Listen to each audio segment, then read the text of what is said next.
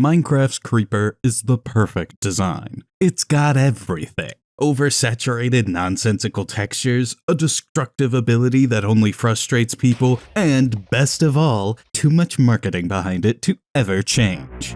But let's be clear, I don't actually have an issue with the design of the creeper, or any mob for that matter, and I doubt Minecraft would even want to rework these iconic old mobs into modern designs, because that tends not to go over very well in these kinds of situations.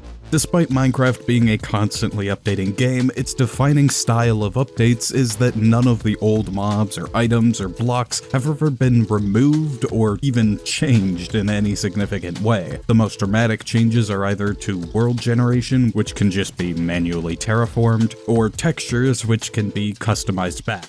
Except for the bat and the Vex, but people didn't really care about those. And that's even with it being a game where all previous updates are publicly available and able to be played, unlike other live service games like League of Legends or Overwatch 2. But that doesn't mean it isn't fun to think about what it would be like if...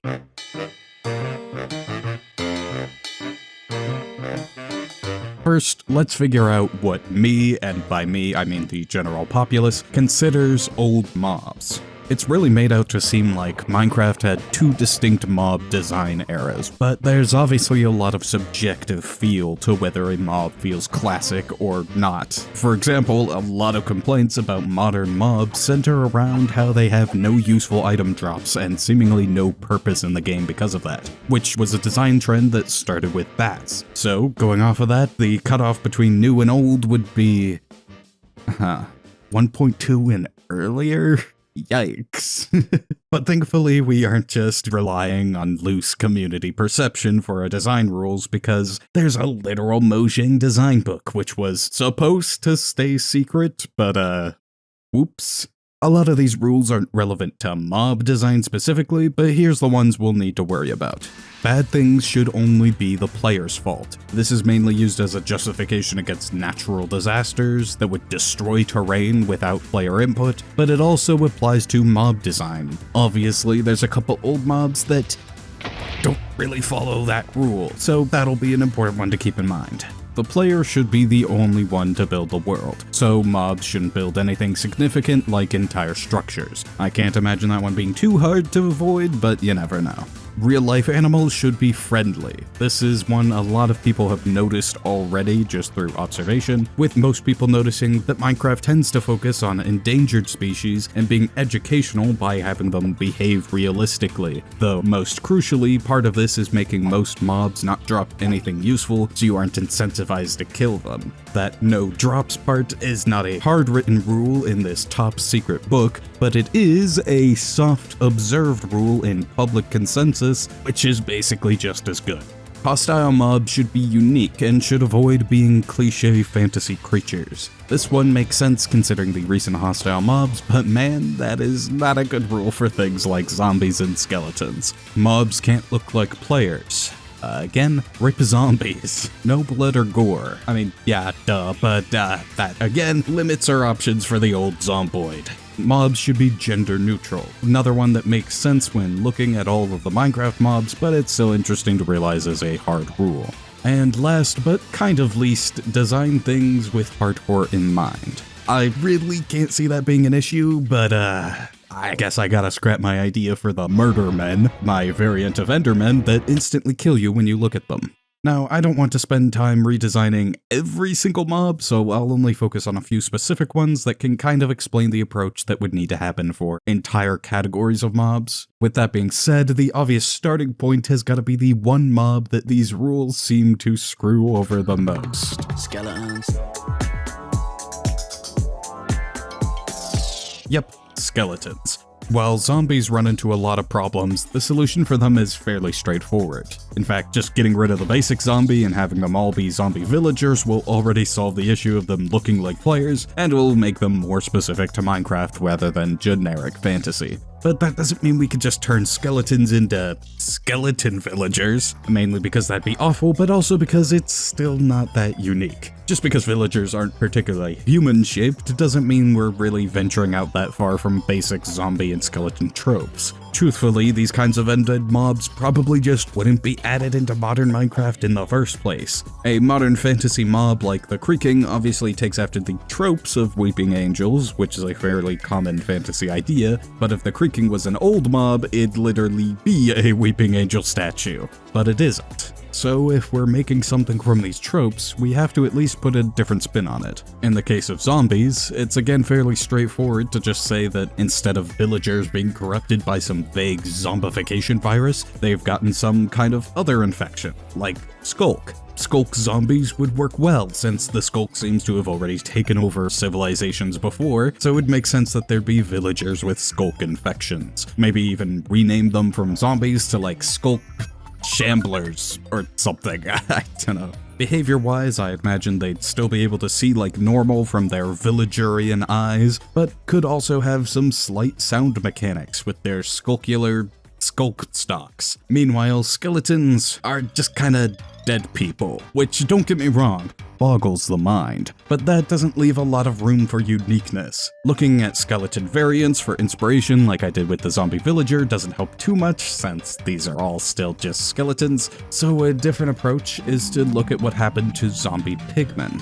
These are the only official example of an old Minecraft mob getting an overhaul like this, and outside of just making their shape more unique, what I thought was a big part of their update was the creation of piglins. This whole new group of Minecraft-specific creatures for these zombie pigmen to retroactively fit into. I've aligned basic zombies with the Skulk already, and I think keeping zombies and skeletons related to overworld factions, so to speak, would be good, rather than just passing them off to the Nether or the End. So, the most fitting overworld faction I could think of is Illagers. They can summon bonular things already, and more importantly, their whole thing is the Totem of Undying, which I'd say would pretty easily justify slapping the Skelebones in there. Unfortunately, at best, this means skeletons could be an Illager construct made mostly of bones and sticks and stuff given life. They could even rise out of the ground when the player gets near, rather than just spawning in normally.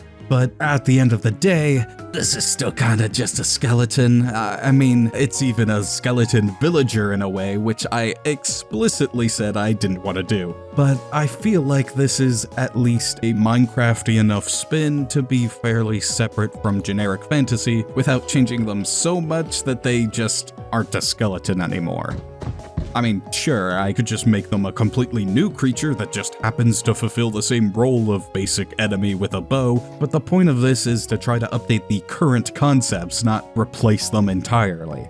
Speaking of the skeleton's role though, I don't want to make them exclusive to Illager locations like towers or mansions, despite that being where they come from.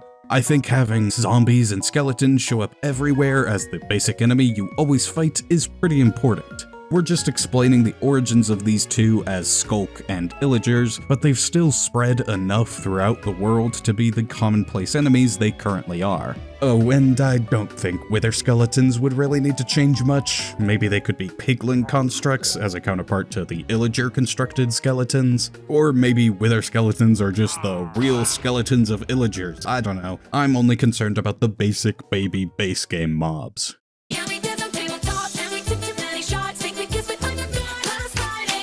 I wanted to look at the classic grouping of farm animals from the beginning of Minecraft.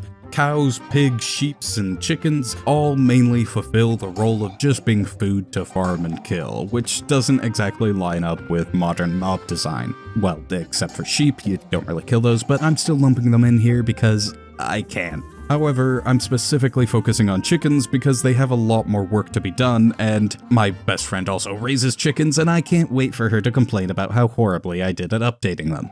Visually, the chicken definitely looks the least like its intended animal. Honestly, cows, pigs, and sheep kinda just need actual snouts and ears instead of flat box heads. Update their faces to not be so human, and you can even give cows and pigs tails with the kind of flat texture planes that have been used for detailing on a lot of recent mobs. It can be tempting to think that these bodies that are kinda just big rectangles with 4 equally sized rectangles sticking out for legs are too outdated for a modern mob, but the real animals are just kinda boxes, what can I say? Chickens are where the cubes are less helpful, but honestly I get the feeling that more modern texture work can already do wonders. The model itself just needs a much smaller beak, more tail feathers, and more detailed whatever the red stuff on chickens is called. Also, adding a comb to the chicken is a no-brainer. I guess that was more changes than I made it seem like, but whatever. For a lot of these old mobs, they really only looked like and behaved how common perception would dictate. Like pigs, you just eat those. Cows, I know they give us milk, but also you just eat them. Chickens, yeah, they have eggs, and also you eat them. And I won't lie, I think that'd still be true to some degree even if these mobs were added now. While most real animals added to Minecraft now get a bunch of unique stuff to represent how they behave in real life, most of that is for animals that are endangered or uncommon, which doesn't really apply for the chicken. So while they would obviously be more accurate, we don't need to go all in visually. That means there's no need for a ton of variations of combs or anything. At most, I think having feather colors for brown, black, and white would be the only visual variations we'd need. Chicks would of course get a unique model now, but they would always have yellow feathers because clearly no other color of chick exists and there's no evidence to the contrary. Behavior is where I had the most ideas though. Unlike zombies and skeletons that just get to act the same, every old passive mob just kinda walks around waiting to be killed. Sheep at least eat grass, we could give cows that too. Maybe pigs could go play in the mud and get muddy as a fun visual thing, but chickens have eggs, which, as we all know, have nothing to do with breeding. Eggs are like the most unique thing to focus on with chickens, and basically guarantee that they'll be useful mobs for survival to at least some degree. But obviously we need to rework how chickens breed and how they make eggs to actually have those two things be, you know, the same thing. First things first, throwing eggs should not make chickens spawn. Oh my god, Minecraft would never do this nowadays. They made it so that simply stepping on turtle eggs will destroy them, but yeah kids, if you just chuck a chicken egg on the ground, it might hatch. Nope, not gonna fly. Chickens don't fly anyway. Instead, when breeding two chickens, one of them goes to find a compatible dirt block like grass, coarse dirt, mycelium, etc. to lay their eggs. To do this, they create a nest with 1 to 3 eggs in it, and any nearby chicken will occasionally go sit on the nest. After sitting on eggs long enough, they will hatch into chicks. But it wouldn't be Minecraft if this simple cycle didn't interact with the rest of the game in several different ways. For example, you could right-click on a nest to take the eggs, or right-click with eggs to add them back to the nest. Breaking a nest, either manually or by disturbing the block it's on, gives you a 75% chance to drop each of the eggs that were in there, which means automatic farms are possible, but less efficient. I'd even say the nest would give varying redstone signal strengths through a redstone comparator to help with that. And if a chicken is on the nest, the strength could increase by 4, so each possible state of the nest has a different signal. Don't worry nerds, it's all covered. But the nest could also be good for decoration, so right-clicking a path block with an egg will turn the path into dirt and make a nest with the egg in it. But all this doesn't matter if killing a chicken is still way better. Sure, I've made it more cumbersome to breed chickens, as is the classic Mojang design philosophy, but killing them still gives amazing food and feathers. It's like the only way to get feathers too, unless you want to kill some parrots, but unfortunately, I can't exactly justify having chickens drop nothing on death, but I can at least try to make keeping them alive the better option. To give feathers without killing them, chickens could sit in an empty nest and one of their feathers will get stuck in the nest. This is probably less efficient than killing them still, but it's at least repeatable even with one chicken. On top of that, making eggs more useful as a food would make them a better alternative to eating the chicken. Again, probably not as good as killing the chicken and cooking its meat, but it's repeatable, and that's as good as we can get realistically. With it being slower and less convenient to breed chickens, it'd be more of a hassle to constantly breed and kill them over and over, so there'd be legitimate reasons to take advantage of these non-lethal methods to get feathers and eggs. Ultimately though, these 4 are farm animals for a reason, and adding them to the game without the main purpose being to kill and eat them just wouldn't make much sense. Sure, maybe pigs can sniff out truffles as a food source if you keep them alive, or cow milk can be given more food purposes so you can sustain more easily off of it, or sheep can... cheaper fine actually, but ultimately killing them is always going to be an option most people take. But this would at least show young, impressionable kids that these animals are more than just food, which is how I think Minecraft would approach adding farm animals like this nowadays.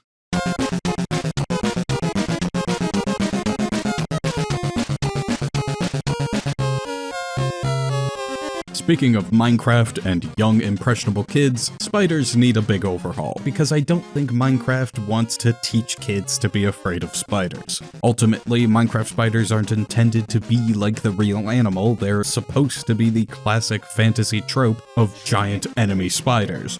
Which luckily means that just pivoting over to treating these as animals will solve basically every design issue we have to tackle, so let's do that. Visually, we'll want spiders to be as unscary as possible, because again, Mojang probably wouldn't want kids to get a real fear of real animals from funny block game. I debated going real small with them, like pixel size, because when it comes to Minecraft bugs, it's a complete toss-up of scale, but I felt like having little black pixels crawling around in a dark cave would be a bit creepy, so we're going for smaller but still pretty big. Similarly, making spiders rotate around as they climb on things is an obvious animation quality increase, but it's also quite creepy, so maybe we don't do that.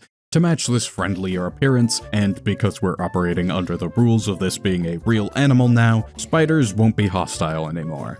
I mean, technically they've always been neutral since they don't attack you during the day, but like, that barely counts. So instead, we're going all in. Spiders are now fully passive. They won't attack you under any circumstance, because despite what my personal fears tell me, real spiders don't actually care about attacking and killing humans in most instances. The only thing spiders will attack is bees, which isn't entirely accurate, but we don't have fireflies to work with, so this is the only other bug we can have them eat. I might even say that spiders should prioritize attacking angry bees who are distracted by attacking players. This makes sense logically, but would also make them feel more friendly and cooperative, highlighting the only good thing spiders do in real life, which is getting rid of other insects. Spiders will still only spawn in the dark, and during the day they'll go hide in the nearby shade, similar to those other idiots who catch on fire. Unlike those undead though, spiders won't go for water at all because, well, they aren't actually on fire, but even outside of that, they can't swim. They've learned their lesson since that Sisyphean spider kept trying to climb up that stupid water spout. But what about webs? I hear you not say because you shouldn't be talking at a video. Well, here's the thing. That'd be mob griefing, which we can't really get away with. I think that at most, webs should spawn when a spider kills a bee. To me, that's more in line with modern Minecraft and is still easily preventable by just keeping your beehives lit up so that spiders are deterred. It might even be fine to have spiders spawn a single cobweb block as their home, so to speak. Maybe the web even goes away after time, or when the spider who made it is killed. That would probably be undisruptive enough to work. However, we still have to address the survival purposes of these passive spiders. Since it's a real animal, we'll unfortunately have to make killing it discouraged. I think we can easily justify spiders not dropping string when they die because the cobwebs they make can be a renewable string source, and I have no idea how you harvest string from a dead spider anyway, and I don't want to think about it. You could even have a simple automatic farm by having an observer sense when a spider creates a web, flush the web out with water, and wait for the spider to make another one. Just like the water spout. If there were more types of bugs, I'd say you could easily have spiders be an automatic way to capture and kill those bugs to farm whatever they drop, but since the only thing that applies to is bees, and bees are endangered, I don't think Mojang would want you to have any reason to dump endless quantities of bees into a web of death. As for spider eyes, normal spiders shouldn't drop those anymore either. But cave spiders would. Yes, I didn't forget about cave spiders. In fact, I've deliberately kept them out of the conversation until now because I want to almost entirely separate them from normal spiders. Cave spiders would be the hostile fantasy creature that spiders no longer are, going all in on the poison theming too. Normal spiders have already changed visually enough that cave spiders don't really need to change that much. The main thing I wanted to adjust is pushing them further away from real spiders. I'd even argue that they could be called cave crawlers or something to really get rid of all references to actual animals. Unlike spiders, these crawlers will actually drop string and eyes when killed, Those eyes being crawler eyes now, since, you know, the whole not a spider thing. You get it. They don't spawn cobwebs naturally at all, but they do spawn a ton of them when they die, similar to that new weaving potion effect, which is another fine way to do mob griefing, I think, since the player directly causes it by killing them. Although something I didn't mention when talking about skeletons and zombies is how a lot of people feel like modern hostile mobs don't have useful item drops either. We know the logic behind making passive mobs not have useful drops, but hostile mobs? Well, I personally don't think that's an intentional design limitation. The most recent hostile mobs haven't just been enemies, they've been special obstacles for specific areas. They're intentionally designed to be guarding useful loot rather than dropping it themselves. But zombies and skeletons have to drop useful items because they just spawn everywhere. I'm applying a similar logic here with the cave crawlers, but this also applies to the last of the common enemies of Minecraft. Creeper. I know that's a total of 3 hostile mobs I've talked about, but I kinda covered every passive mob that I needed to change when I was talking about the chicken. Really, the only other passive mob that would need any updates is the squid, but like, I don't know what I'd do with that. Anyway, I had to do the creeper. Not only is it the only old Minecraft mob to not have any significant updates to it since its release, but it's also a huge example of mobs dealing damage to terrain, which ain't allowed. Now, to be fair, the paragraph about that rule kinda mentions creepers specifically and says they're fine because a player has to be there for it, and that's fair, but in my humble opinion, I think they're coping. This just feels like a justification for an old design that doesn't follow the new rules. I don't think they'd ever make creepers destroy blocks nowadays, plus changing that behavior makes for a more interesting thought experiment anyway. Although, before we address any of that destructive tendency stuff, we've gotta do something about its visuals. Currently, it's entirely unclear what the creeper even is or why it does anything it does, to the point that most people were entirely caught off guard by how it looked in the Minecraft movie. I mean, the movie didn't do it great either, but the creeper is supposed to be a plant. Its texture is even based off the old leaf texture from pre-release Minecraft, with the idea being that they'd blend into the environment. Of course, that doesn't work anymore since leaves have updated a ton and the creeper still looks like that, so we'll want to make him more obviously a leaf-based creature, and really lean in on the camouflage concept as best we can. I even took some inspiration from the glare from 2021's mob vote, since that shows us how a leafy mob would look in modern Minecraft design. In the tweet where Notch said that creepers were made out of leaves, he also said he had no idea why they explode, but that's actually the easy part in my opinion. Well, it's probably only easy because game theory solved that for me a literal decade ago. Since they're a plant, they explode to spread their pollen. This also presents a unique alternative to their explosions being destructive. Instead of destroying blocks, they would just damage and knock back all nearby mobs. But this could also spread a pollinated effect cloud, which would function similarly to the weaving and oozing effects. When you or any other mob affected by it are killed, it'll spawn a baby creeper, or I guess it'd be a creeper bud in this instance. There aren't currently baby creepers, but the reason I'm adding them is specifically because these creeper buds don't explode yet. That way, it isn't just a chain reaction of creepers exploding, pollinating mobs, those mobs dying, which spawns more creepers, then they explode, and then they pollinate again, yada yada. However, we still have to address item drops. As I explained with spiders, it makes sense for mobs like creepers to still have useful drops since they're a common enemy, but I'm gonna go out on a limb and say that the modern Mojang probably wouldn't add gunpowder. So my first thought was to just replace it with sulfur, which could justifiably serve the same purpose and would make more sense for an organic creature to drop. But this isn't just an organic creature, it's a plant creature. So obviously, they'd drop boomflower seeds. Boomflower seeds, as the name implies, can be planted to grow boomflowers. These flowers do a small harmless pop when harvested that pushes away mobs a bit and throws out 0 to 2 more seeds. Maybe you could even have it so that if a creeper explodes near an empty farmland tile, it'll plant a boomflower seed in that farmland. The seeds themselves can be used in place of gunpowder in all recipes, and the flowers are kinda just aesthetic, similar to torch flowers. Maybe boomflowers are even mutations of ancient torch flowers. Ooh, game theory. So yeah, I feel like this is overall a fun twist on creepers. But with all this talk about mob griefing, you might be wondering, what about Endermen? Endermen can take in place blocks, both of those actions are disruptive. Well, I don't know. Maybe you could have Endermen copy blocks instead of taking them, but honestly, it's hard to feel like Endermen would need any updates at all because they still feel incredibly unique in both concept and behavior, but that's just the exception when it comes to old mobs.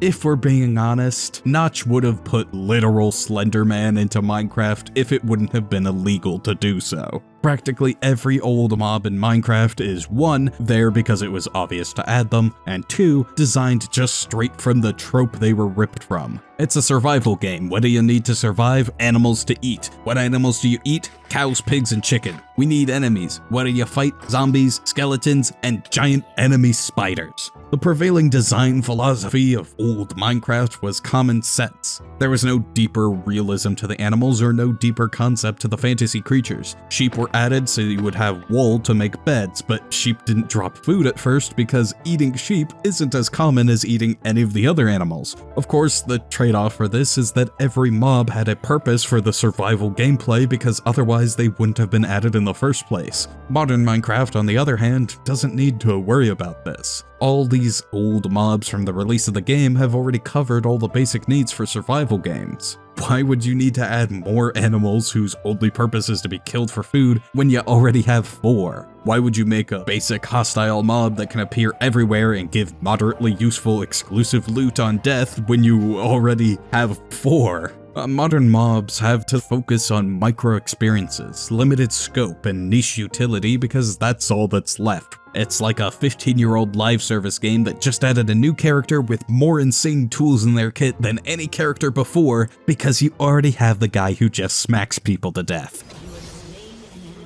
But I can't exactly fault one guy 15 years ago just following the tropes he was used to, and I think modern Minecraft design only makes sense with these old mobs as a baseline. Could some of them use a pick-me-up with animations or behavior? Sure, but I feel like if we replaced all these old mobs completely with the overhauls I've been suggesting, we'd probably miss having basic mobs. Plus, this doesn't mean the old mobs are entirely devoid of unique ideas or anything. I mean, what the heck is a ghast? I've never seen that before. Endermen are obviously supposed to be heavily based off of Slendermen, but they aren't just creepily stalking you as you pick up some papers in the woods. And creepers only happened because of a bug when coding pigs, but that doesn't mean they aren't creative. Trying to do something, messing up, and then getting inspired by that mistake is one of my favorite feelings.